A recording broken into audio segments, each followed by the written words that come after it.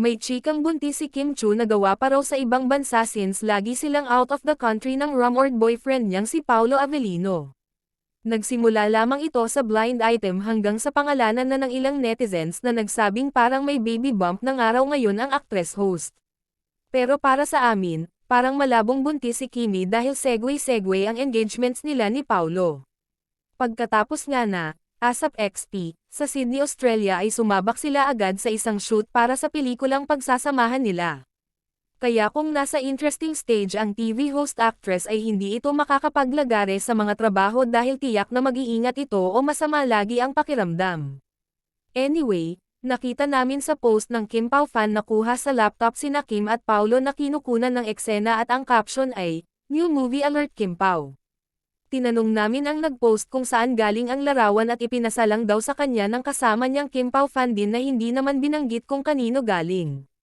Tinanong din kami kung totoong may movie ang dalawa at wala rin kaming nasagot dahil wala ring sagot pa sa amin ang taong tinanungan namin na malapit sa dalawa.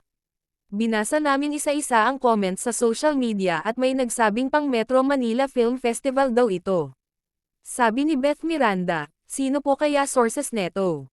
Nakaka-surprise naman is this 4MMFF entry ng Kim Pao subject. For approval para sa second batch to be announced soon.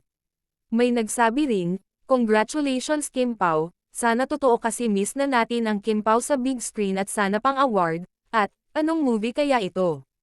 Tinanong din kami ng supporter ni Kimi at Paolo kung sa Star Cinema ito at syempre wala rin kaming alam pero kung iisipin ay parang malabong sila ang producer dahil mayroon na silang Vice Ganda at yung Ding Dong Dantes at Marian Rivera movie na hindi yata pang MAF 2026. Going back to Kim Pao Movie Alert ay aalamin namin kung sino ang nasa likod ng pelikula nila at kung anong titulo.